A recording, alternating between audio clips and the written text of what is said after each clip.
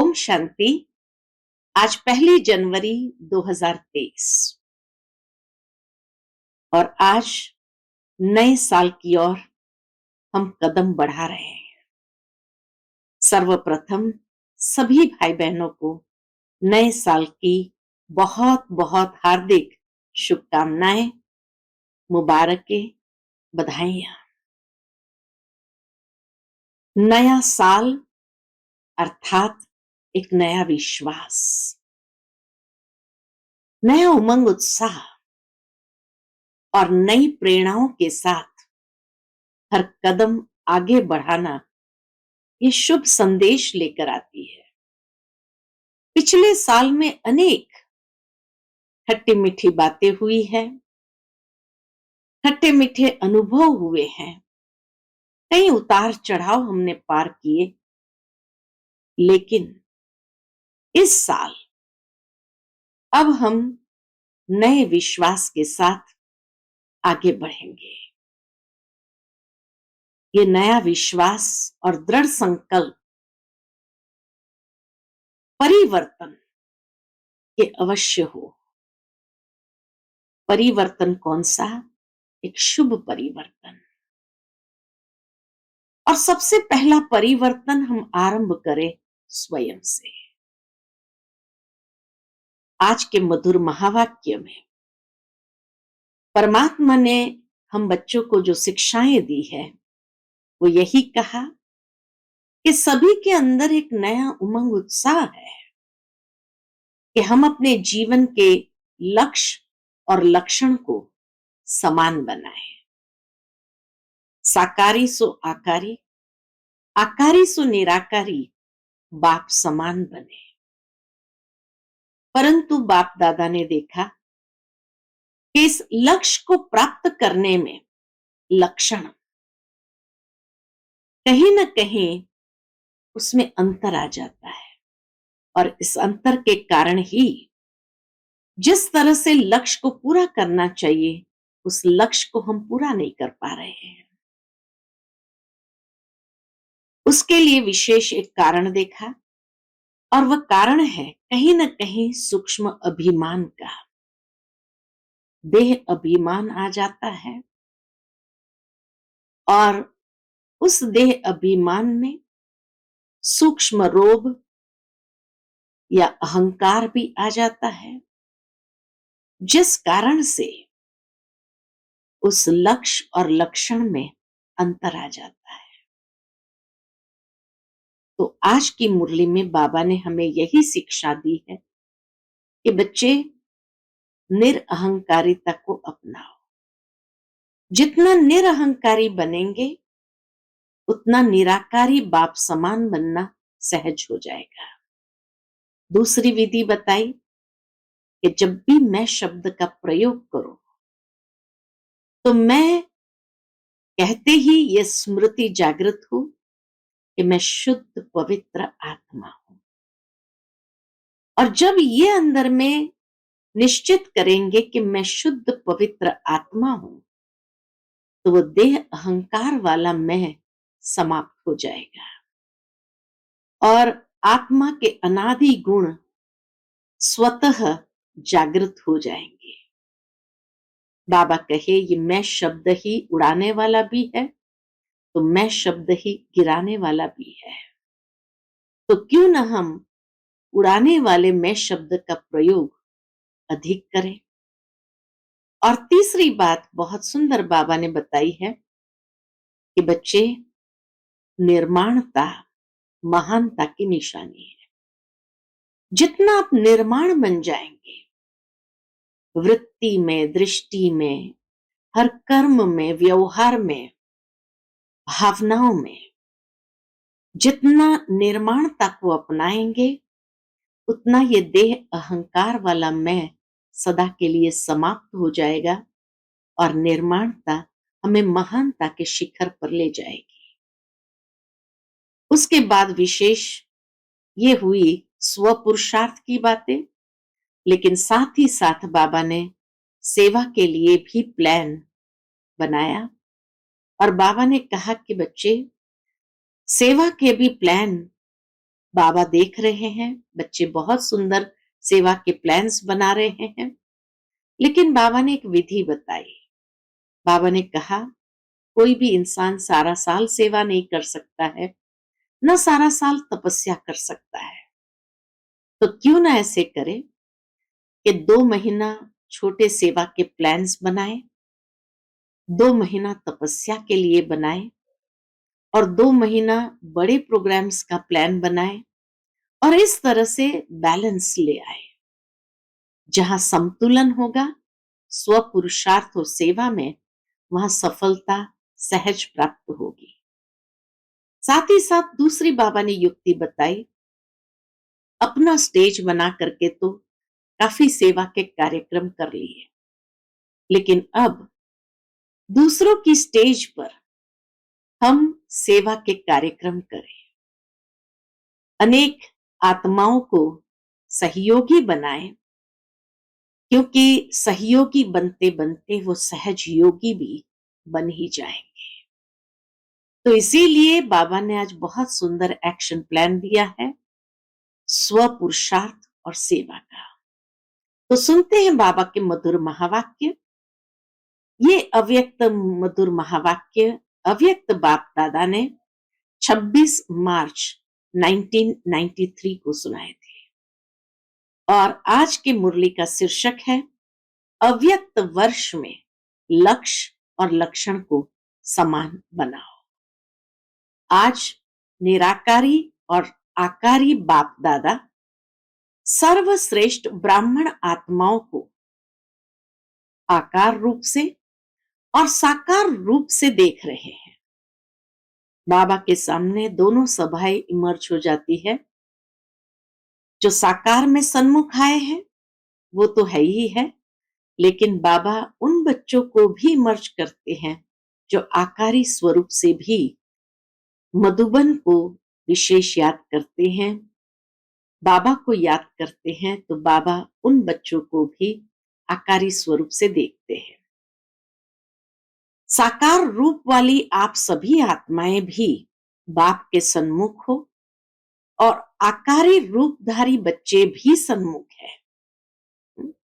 साकारी रूप वाली आप सभी आत्माएं भी बाप के सन्मुख हो और आकारी रूपधारी बच्चे भी सन्मुख है।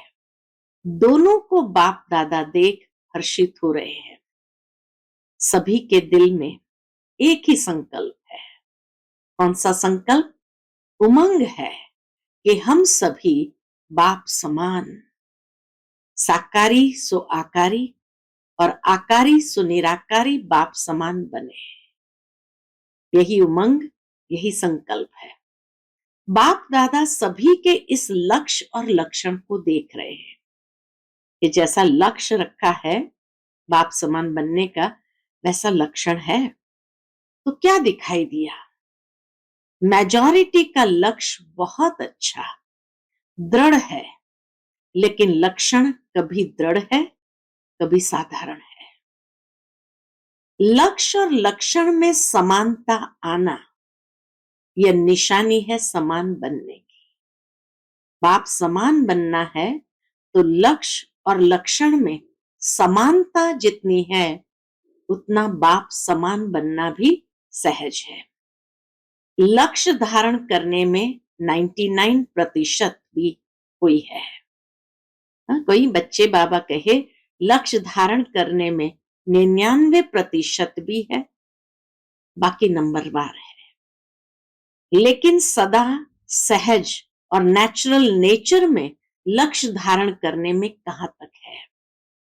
इसमें मेजॉरिटी 90% तक है। बाबा कहे लक्ष्य तो सभी धारण करते हैं, लेकिन लक्ष्य भी कैसे धारण करना है? सदा सहज और नेचुरल नेचर के रूप में, और वो लक्षण भी उतने ही नेचुरल नेचर के रूप में धारण करने में कहां तक है? तो बाबा ने उसमें देखा 90% तक है, बाकी और नंबरवार है। तो लक्ष्य और लक्षण में और लक्षण को भी नेचुरल और नेचर बनाने में अंतर क्यों है? लक्ष्य तो सभी का है, लेकिन लक्षण को नेचर के रूप में बनाने में अंतर क्यों है? समय प्रमाण, सर्कमस्टेंस प्रमाण, समस्या प्रमाण कई बच्चे पुरुषार्थ द्वारा अपने लक्ष्य और लक्षण को समान भी बनाते हैं। बाबा ने देखा कि कई बच्चे पुरुषार्थ द्वारा मेहनत करते हैं अपने से और लक्ष्य और लक्षण को समान भी बनाते हैं, लेकिन ये नेचुरल और नेचर हो जाए। बाबा चाहता है इतना सहज और सरल हो जाए, नेचुरल रूप में हो जाए, नेचर हो जाए, उसमें अभी और अटेंशन चाहिए। यह वर्ष 1993 को हमने मनाया था अव्यक्त वर्ष के रूप में। तो बाबा स्मृति दिलाते हैं, यह वर्ष अव्यक्त फरिश्ता स्थिति में स्थित रहने का मना रहे हो। यह देख बाप दादा बच्चों के प्यार और पुरुषार्थ दोनों को देख देख खुश होते हैं। अव्यक्त फरिश्ता स्थिति का मना रहे थे, तो इसीलिए बाबा कहे बाप दादा बच्चों का प्यार और पुरुषार्थ दोनों को देख देख खुश होते हैं। और क्या कहते हैं? वाह बच्चे वाह का गीत भी गाते हैं। हाँ, बाबा वाह वाह का गीत हम बच्चों के लिए गाते हैं। साथ साथ अभी और आगे सर्व बच्चों के लक्ष्य और लक्षण में समानता देखना चाहते हैं। आप सब भी यही चाहते हो ना? लक्ष्य और लक्षण में समानता देखना चाहते हैं। बाप भी चाहते हैं, आप भी चाहते हैं, फिर बीच में बाकी क्या है? क्यों नहीं हो पाता है? वह भी अच्छी तरह से जानते हो। आपस में वर्कशॉप करते हो ना? तो बाबा ने देखा क्या कारण मुख्य बीच में आ जाते हैं। जब बाप दादा चाहते हैं, हम बच्चे भी चाहते हैं कि लक्ष्य और लक्षण समान हो, तो बीच में क्या आ जाता है? बाप दादा ने लक्ष्य और लक्षण में अंतर होने की विशेष एक ही बात देखी। कौन सी बात? चाहे आकारी फरिश्ता, चाहे निराकारी, निरंतर नेचुरल नेचर हो जाए। इसका मूल आधार है निरअहंकारी बनना। अहंकार अनेक प्रकार का है। सबसे विशेष कहने में भल एक शब्द देह अभिमान है, लेकिन देह अभिमान का विस्तार बहुत है। कौन सा विस्तार, उसको भी बाबा ने वर्णन किया है कि देह अभिमान का विस्तार कौन सा है। एक है मोटे रूप में देह अभिमान, जो कई बच्चों में नहीं भी है। चाहे स्वयं की देह, अब सूक्ष्म स्वरूप में बाबा ले जाते हैं, चाहे स्वयं की देह, चाहे औरों की देह, अगर औरों की देह का भी आकर्षण है, चाहे स्वयं की देह का आकर्षण, चाहे औरों की देह का आकर्षण भी है, वो भी देह अभिमान है। कई बच्चे इस मोटे रूप में पास है। मोटे रूप से देह के आकार में लगाव व अभिमान नहीं है। तो मोटे रूप से बाबा ने देखा बच्चे पास है, लेकिन सूक्ष्म स्वरूप में देखा तो कहां कहां बच्चे अटके हुए हैं। परंतु इसके साथ साथ देह के संबंध से अपने संस्कार विशेष है।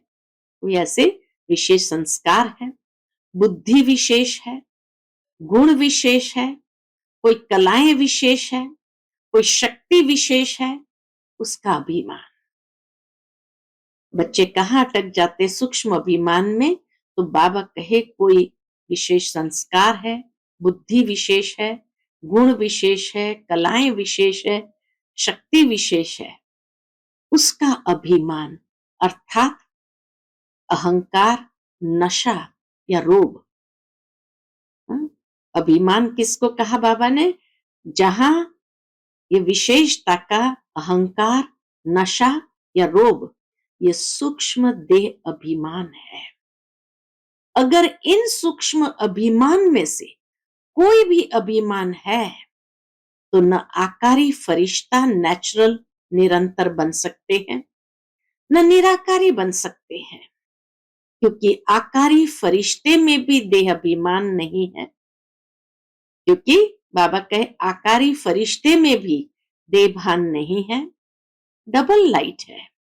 देह अहंकार निराकारी बनने नहीं देगा, न हमें आकारी फरिश्ता बनने देगा, न निराकारी बनने देगा। सभी ने इस वर्ष अटेंशन अच्छा रखा है। इस देह अभिमान को समाप्त करने का अटेंशन अच्छा रखा है। उमंग उत्साह भी है, चाहना भी बहुत अच्छी है, चाहते भी है, लेकिन आगे और अटेंशन प्लीज। बाबा क्या कहे, आगे और अटेंशन प्लीज। चेक करो, क्या चेक करना है? किसी भी प्रकार का अभिमान व अहंकार नेचुरल स्वरूप से पुरुषार्थी स्वरूप तो नहीं बना देता है। कोई भी सूक्ष्म अभिमान अंश रूप में भी रहा हुआ तो नहीं है, जो समय प्रमाण और कहां सेवा प्रमाण भी इमर्ज हो जाता है। क्योंकि अंश मात्र ही समय पर धोखा देने वाला है। अगर अंश भी होगा तो समय पर वो इतना बड़ा हो जाएगा जो धोखा देने वाला है। इसीलिए इस वर्ष में जो लक्ष्य रखा है, बाप दादा यही चाहते हैं कि लक्ष्य संपन्न होना ही है। फिर बाबा ने अनुभव बताया कि कैसा फील होता है जब सूक्ष्म में यह अभिमान अटैक करता है। तो बाबा कहे चलते चलते कोई विशेष स्थूल रूप में उस दिन उस समय कोई भूल भी नहीं करते हो, लेकिन कभी कभी ये अनुभव करते हो ना कि आज वह अभी ना मालूम क्या है, जो जैसी खुशी होनी चाहिए वैसी नहीं है। ना मालूम आज अकेलापन व निराशा व व्यर्थ संकल्पों का अचानक तूफान क्यों आ रहा है।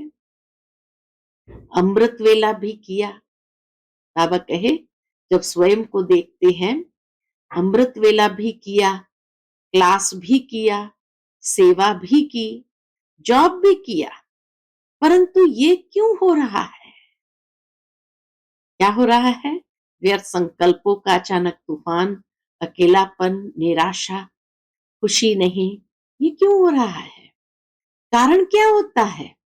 मोटे रूप को तो चेक कर लेते हो और उसमें समझते हो कि कोई गलती नहीं हुई, लेकिन सूक्ष्म अभिमान के स्वरूप का अंश सूक्ष्म में प्रकट होता है, तभी ऐसा अनुभव होता है।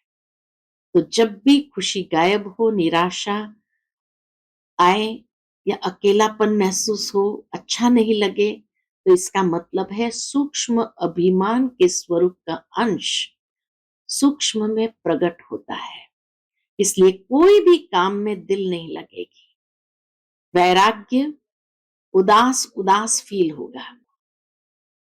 या तो सोचेंगे कोई एकांत के स्थान पर चले जाए, या सोचेंगे सो जाए, रेस्ट में चले जाए, या परिवार से किनारा कर ले थोड़े टाइम के लिए। इन सब स्थितियों का कारण अंश की कमाल होती है, वही सूक्ष्म अभिमान के अंश की कमाल होती है। बाबा कहे कमाल नहीं कहो, धमाल ही कहो। वो सूक्ष्म अंश अभिमान का वो धमाल मचा रहा है। तो संपूर्ण निरअहंकारी बनना अर्थात आकारी निराकारी सहज बनना। जैसे कभी कभी दिल नहीं होती कि क्या सदा एक ही दिनचर्या में चलना है, चेंज तो चाहिए ना। न चाहते भी यह स्थिति आ जाती है। जब निरअहंकारी बन जाएंगे तो आकारी और निराकारी स्थिति से नीचे आने की दिल नहीं होगी। अब बाबा उसकी खत्म करने के तरीके बताते हैं कि पहली बात, निरहंकारी बन जाए तो आकारी निराकारी स्थिति से नीचे आने की दिल नहीं होगी, उसी में ही लवलीन अनुभव करेंगे, क्योंकि आपका ओरिजिनल अनादि स्टेज तो निराकारी है ना। निराकार आत्मा ने इस शरीर में प्रवेश किया है, शरीर ने आत्मा में नहीं प्रवेश किया, आत्मा ने शरीर में प्रवेश किया। तो अनादि ओरिजिनल स्वरूप तो निराकारी है ना, कि शरीरधारी है, शरीर का आधार लिया, लेकिन लिया किसने? आप आत्मा ने। निराकार ने साकार शरीर का आधार लिया, तो ओरिजिनल क्या हुआ? आत्मा या शरीर? आत्मा। ये पक्का है? पूछते बाबा, ये पक्का है? तो ओरिजिनल स्थिति में स्थित होना सहज या आधार लेने वाली स्थिति में स्थित होना सहज है? फिर बाबा बहुत सुंदर उसको जीतने का तरीका बताते हैं।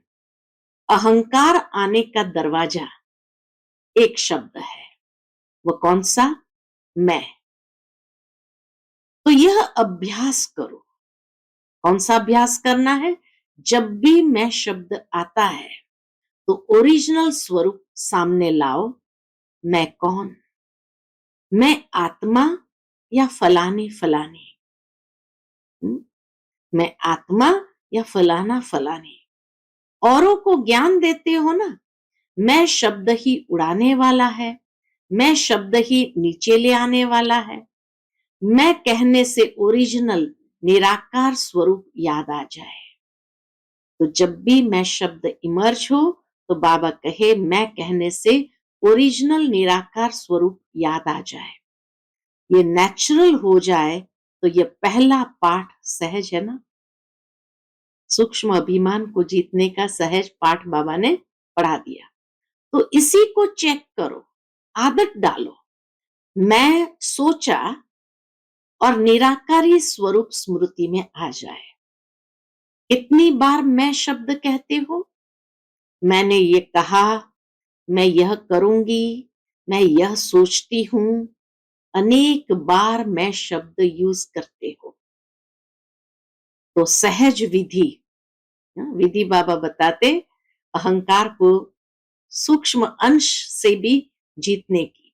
तो सहज विधि यह है, निराकारी व आकारी बनने की। जब भी मैं शब्द यूज करो, फौरन अपना निराकारी ओरिजिनल स्वरूप सामने आए। यह है सहज विधि।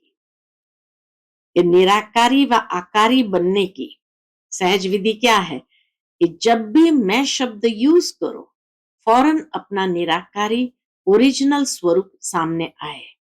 ये मुश्किल है व सहज है।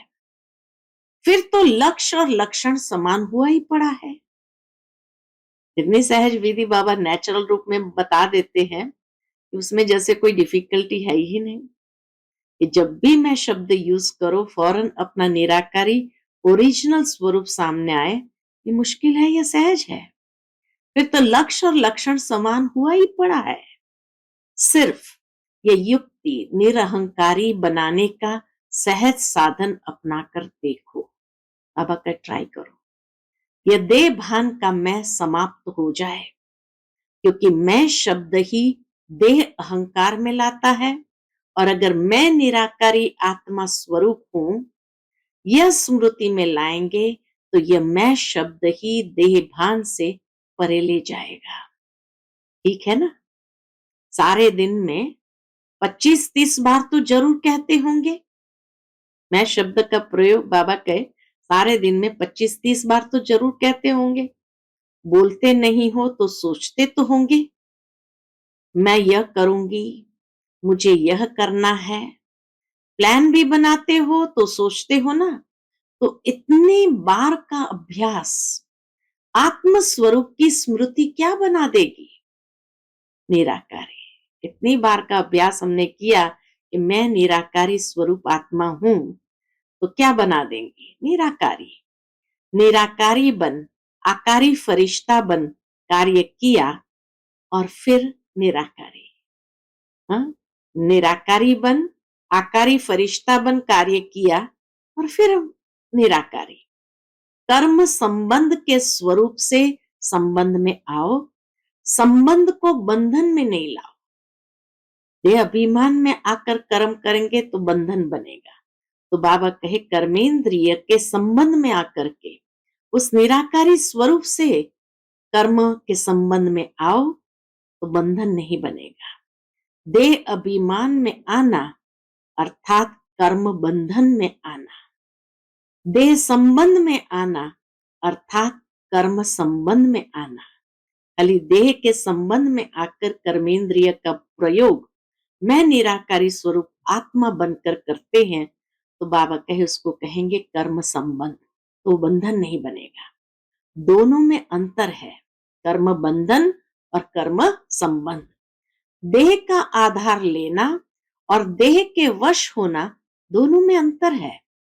फरिश्ता व निराकारी आत्मा देह का आधार लेकर देह के बंधन में नहीं आएगी, संबंध रखेगी लेकिन बंधन में नहीं आएगी। तो बाप दादा फिर इसी वर्ष में रिजल्ट देखेंगे कि निरहंकारी आकारी फरिश्ते और निराकारी स्थिति में लक्ष्य और लक्षण कितने समान हुए।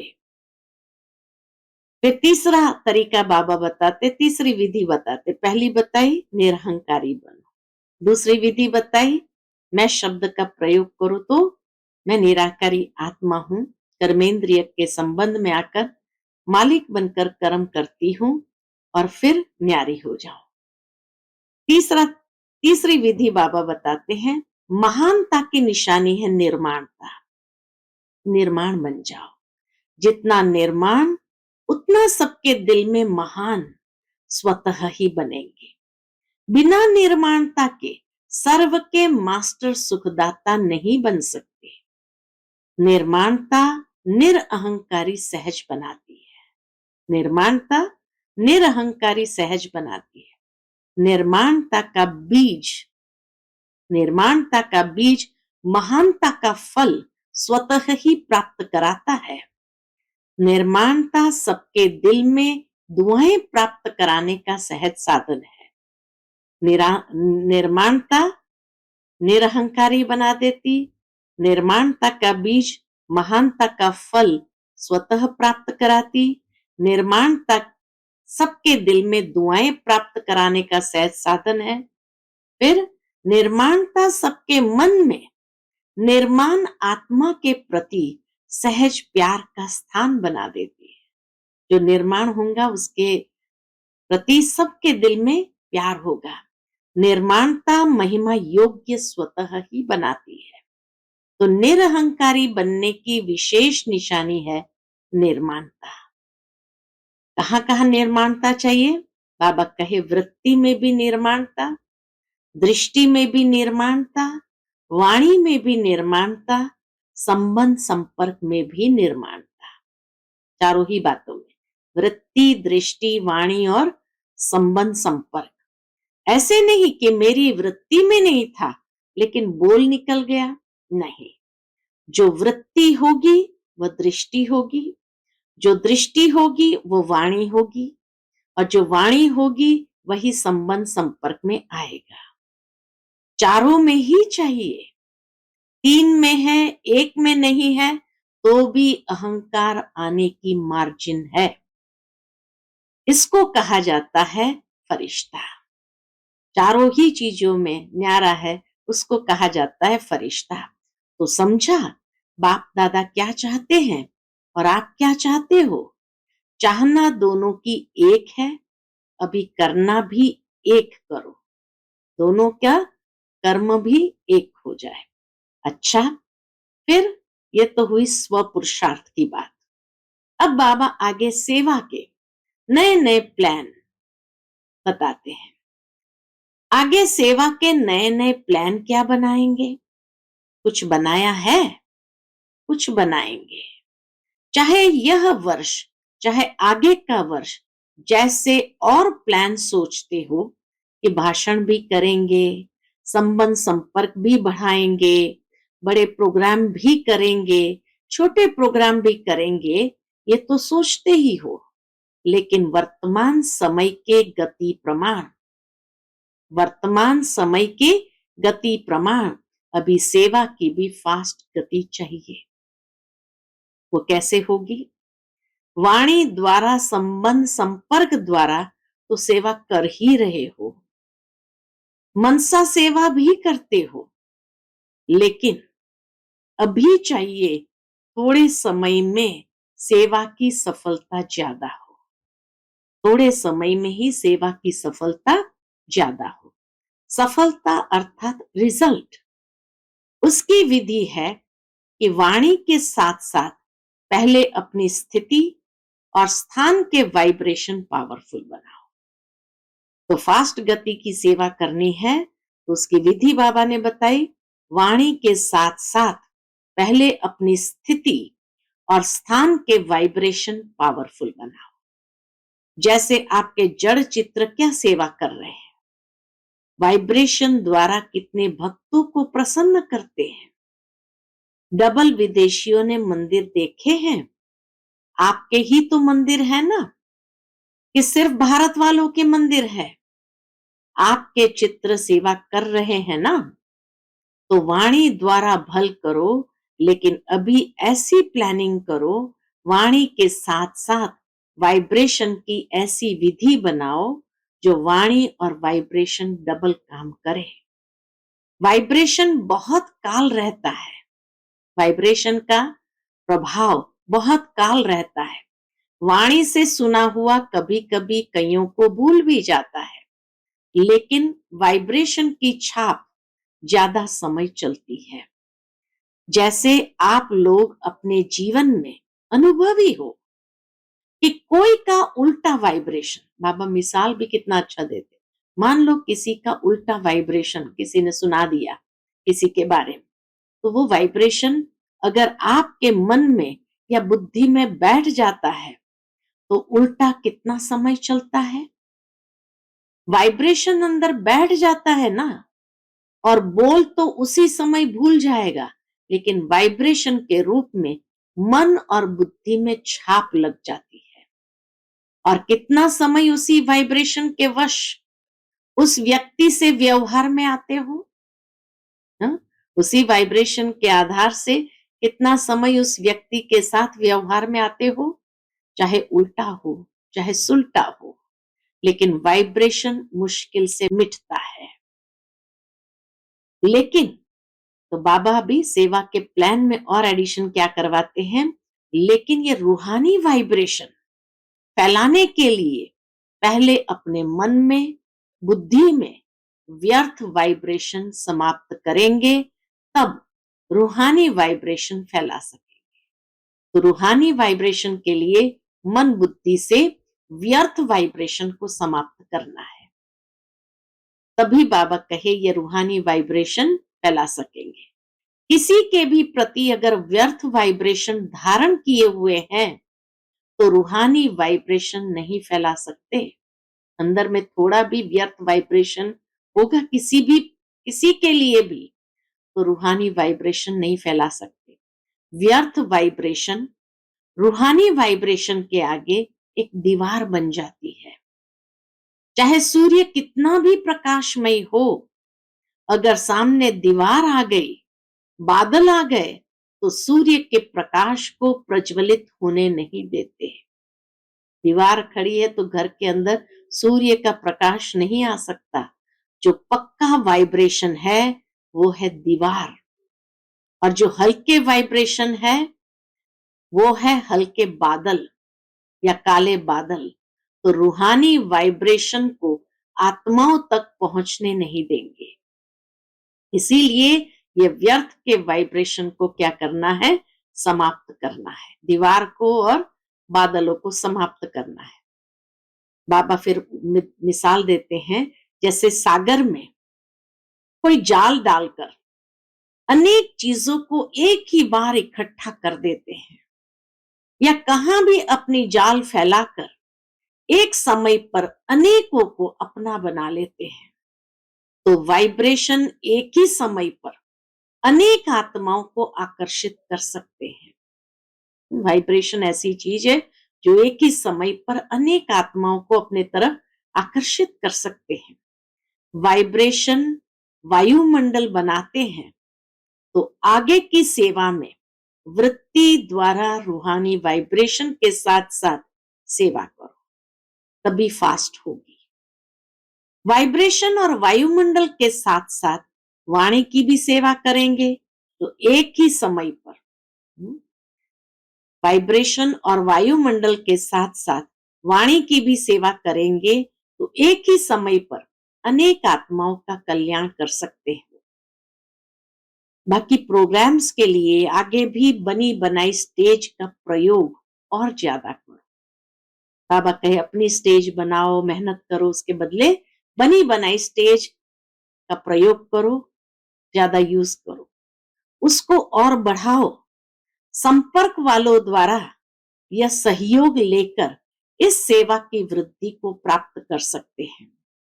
सहयोगियों का सहयोग किसी भी विधि से बढ़ाते चलो तो स्वतः ही सेवा में सहयोगी बनने से सहज योगी बन जाएंगे। कई ऐसी आत्माएं होती है जो सीधा सहज योगी नहीं बनेगी, लेकिन सहयोग लेते जाओ, सहयोगी बनाते जाओ, तो सहयोग में आगे बढ़ते बढ़ते सहयोग उन्हों को योगी बना देता है। तो सहयोगी आत्माओं को और स्टेज पर लाओ, उन्हों का सहयोग सफल करो। समझा क्या करना है? कोई एक आत्मा भी सहयोगी बनती है तो वह आत्मा प्रैक्टिकल में सहयोग लेने से, देने से, प्रत्यक्ष दुआओं से सहज आगे बढ़ती है और अनेकों की सेवा के निमित्त बनती है। फिर बाबा कहे साथ साथ वर्ष में मास मुकरूर करो। एक तो दूसरों की स्टेज का प्रयोग ज्यादा करो, सहयोगी आत्माओं के सहयोग को सफल करो ताकि सहज योगी बन जाए। और फिर बाबा आगे प्रोग्राम देते हैं, वर्ष में मास मुकरूर करो। कुछ मास विशेष स्वयं के पुरुषार्थ व श्रेष्ठ शक्ति धारण करने के अभ्यास के, जिसको आप तपस्या, रिट्रीट या बट्ठियां कहते हो। हर एक देश के प्रमाण 2-2 मास फिक्स करो। हर एक देश के प्रमाण बाबा कहे 2-2 मास फिक्स करो। जैसी सीजन हो, 2 मास तपस्या के, 2 मास छोटी छोटी सेवाओं के, 2 मास बड़े रूप की सेवाओं के, ऐसे फिक्स करो। ऐसे नहीं कि 12 मास सेवा में इतने बिजी हो जाओ जो स्व की प्रगति के लिए टाइम कम मिले। जैसा देश का सीजन हो, कई समय ऐसे होते हैं जिसमें बाहर की विशेष सेवा नहीं कर सकते। ठंडी के दिन बर्फबारी हो रही है तो बाहर की सेवा नहीं कर सकते। वो समय अपने प्रगति के प्रति विशेष रूप से रखो। सारा साल सेवा नहीं करो, यह भी नहीं हो सकता। बाबा कहे सारा साल सेवा नहीं करो, यह भी नहीं हो सकता। सारा साल सिर्फ तपस्या करो, यह भी नहीं हो सकता। इसलिए दोनों को साथ साथ लक्ष्य में रखते हुए अपने स्थान के प्रमाण मुकरूर करो, बैलेंस रखो, जिसमें सेवा और स्व की प्रगति दोनों साथ साथ चले।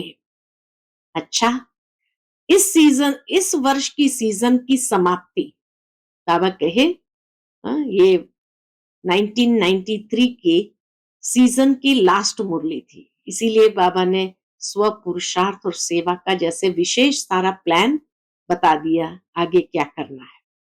अच्छा, इस वर्ष की सीजन की समाप्ति है।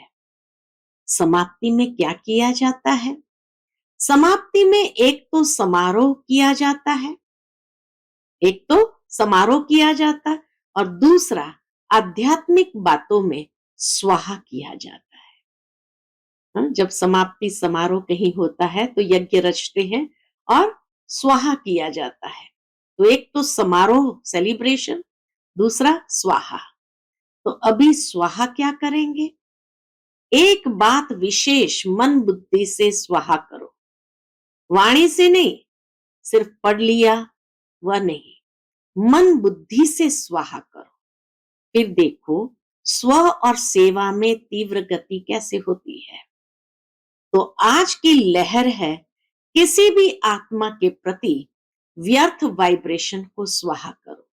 किसी भी आत्मा के प्रति कोई व्यर्थ वाइब्रेशन अगर मन में है उसको करो स्वाहा। स्वाहा कर सकते हो कि थोड़ा थोड़ा रहेगा, ऐसे नहीं समझो कि ये है ही ऐसा, तो वाइब्रेशन तो रहेगा ना, कैसा भी हो। बाबा कहे कैसा भी हो, लेकिन आप नेगेटिव वाइब्रेशन को बदल पॉजिटिव वाइब्रेशन रखेंगे तो वह आत्मा भी नेगेटिव से पॉजिटिव में आ ही जाएगी, आनी ही है। क्योंकि जब तक यह व्यर्थ वाइब्रेशन मन बुद्धि में है तो फास्ट गति की सेवा हो नहीं सकती। हाँ? बाबा कहे जब तक यह व्यर्थ वाइब्रेशन मन बुद्धि में है तो फास्ट गति की सेवा हो ही नहीं सकती। वृत्ति द्वारा रूहानी वाइब्रेशन फैलाने हैं। अभी व्यर्थ वाइब्रेशन को करो स्वाहा और वृत्ति द्वारा रूहानी वाइब्रेशन फैलाने हैं। वृत्ति है रॉकेट, जो यहां बैठे बैठे जहां भी चाहो जितना भी पावरफुल परिवर्तन करना चाहो वह कर सकते हो। यह रूहानी रॉकेट है, जहां तक जितनों को पहुंचाना चाहो। बाबा कहे जहां तक जितनों को पहुंचाने चाहो उतना पावरफुल वृत्ति से वाइब्रेशन से वायुमंडल बना सकते हो। चाहे वो रियल में रॉन्ग भी हो, वो वाइब्रेशन रियल में रॉन्ग भी हो, लेकिन आप उसका रॉन्ग धारण नहीं करो। रॉन्ग को आप क्यों धारण करते हो? बाबा भी कहते रॉन्ग को आप क्यों धारण करते हो? ये श्रीमत है क्या? समझना अलग चीज है। नॉलेजफुल भले बनो, लेकिन नॉलेजफुल के साथ पावरफुल बन करके उसको समाप्त कर दो, उस वाइब्रेशन को समाप्त कर दो।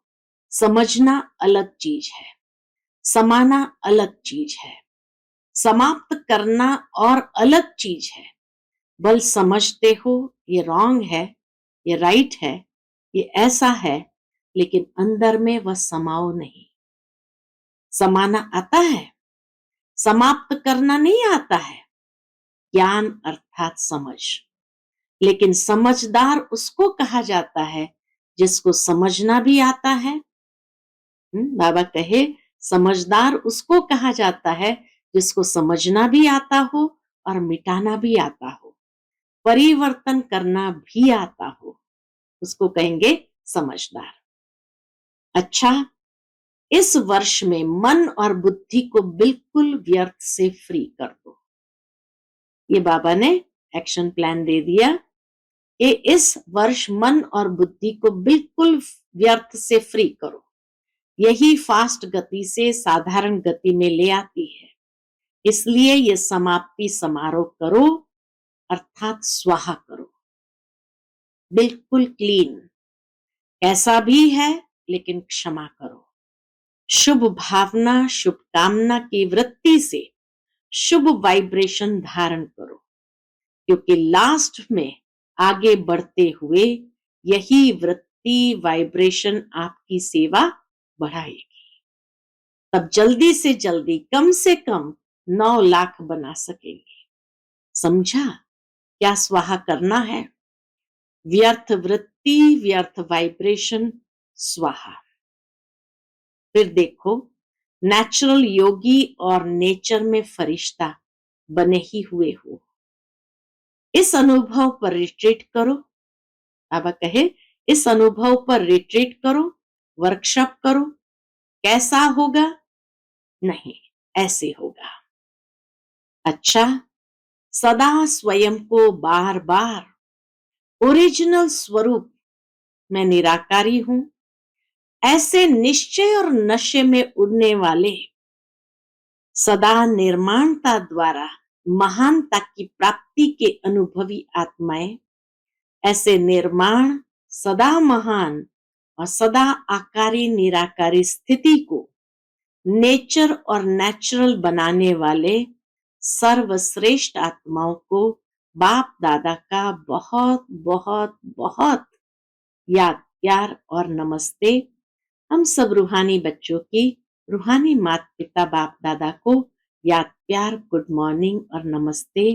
नमस्ते, शुक्रिया बाबा, शुक्रिया।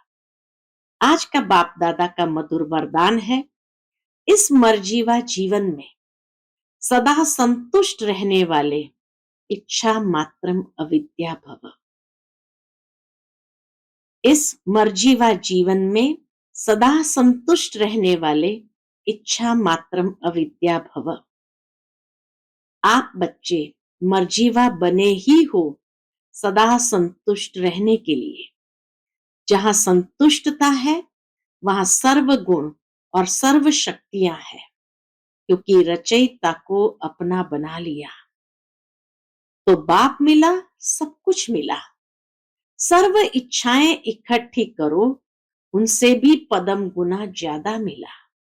उसके आगे इच्छाएं ऐसे हैं जैसे सूर्य के आगे दीपक। इच्छा उठने की तो बात ही छोड़ो, लेकिन इच्छा होती भी है ये क्वेश्चन भी नहीं उठ सकता। सर्व प्राप्ति संपन्न है, इसलिए इच्छा मात्रम अविद्या सदा संतुष्ट मणि है। आज का स्लोगन है, जिनके संस्कार इजी है वे कैसी भी परिस्थिति में स्वयं को मोल्ड कर लेंगे। जिनके संस्कार इजी है, सरल है, वे कैसी भी परिस्थिति में स्वयं को मोल्ड कर लेंगे। अच्छा, Om Shanti. Click here to like, subscribe, and press the bell icon to stay updated with our latest videos.